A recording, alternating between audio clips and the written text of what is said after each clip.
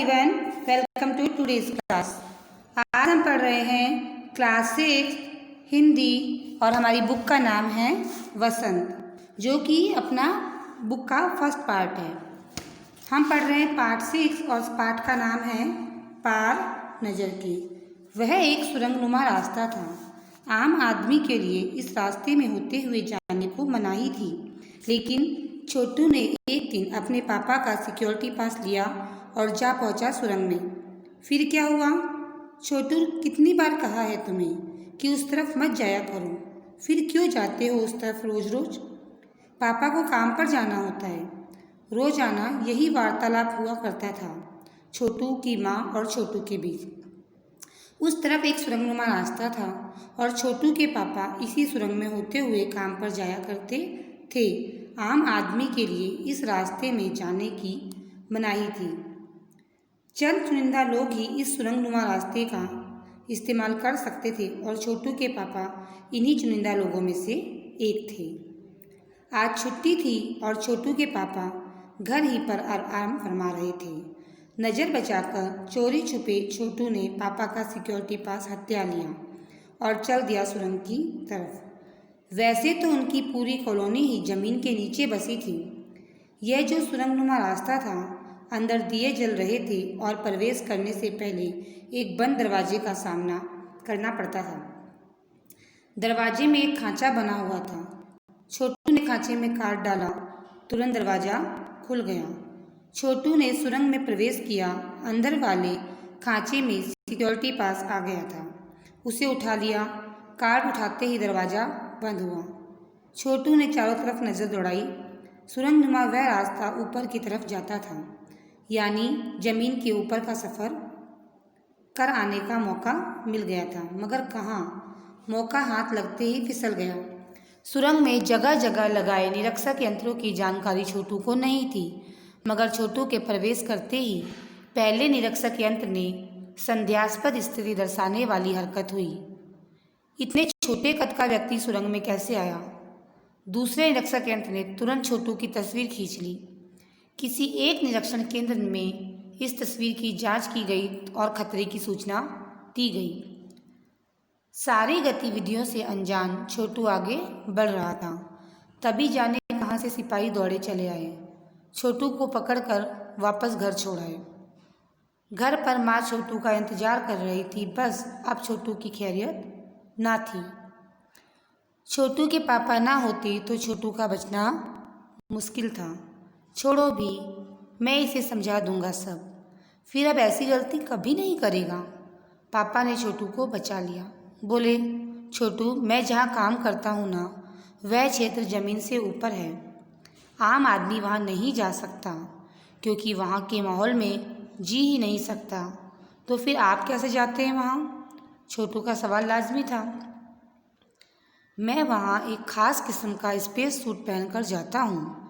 इस space suit से मुझे ऑक्सीजन मिलती है, जिससे मैं सांस ले सकता हूँ। इसी स्पेस सूट की वजह से बाहर की ठंड से मैं अपने आप को बचा सकता हूँ। ख़ास किस्म के जूतों की वजह से ज़मीन के ऊपर मेरा चलना मुमकिन होता है। ज़मीन के ऊपर चलने फिरने के लिए हमें एक विशेष प्रकार का प्रशिक्षण दिया जाता है। छोटू सुन रहा था।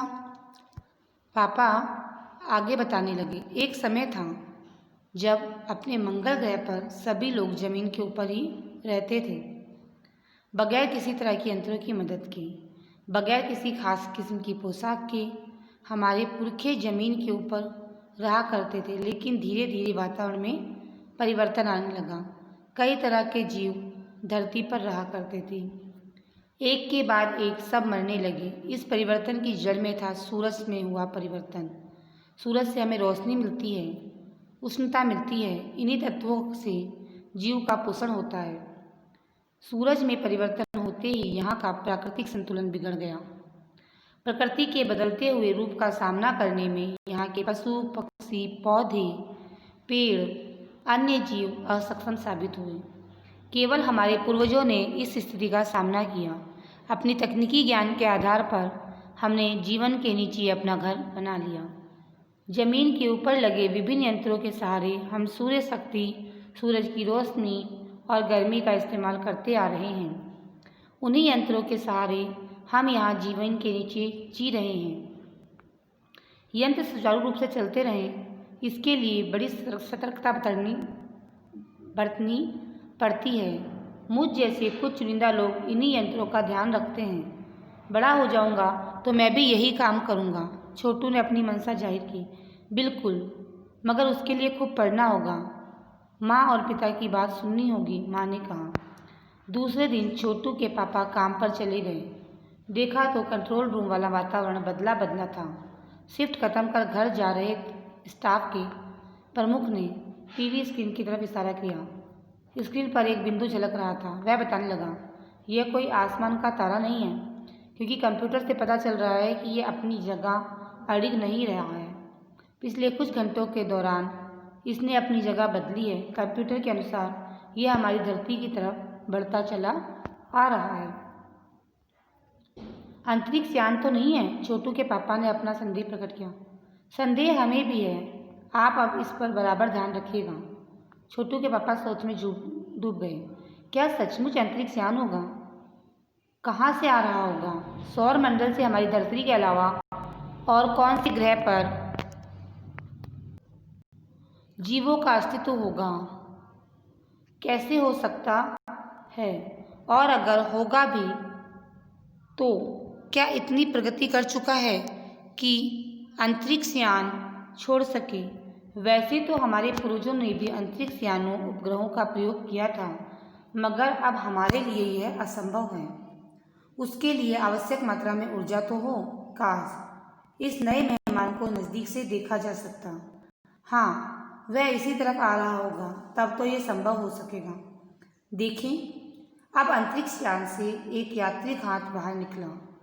एक पल उसकी लंबाई बढ़ती जा रही थी। छोटू के पापा ने अवलोकन जारी रखा।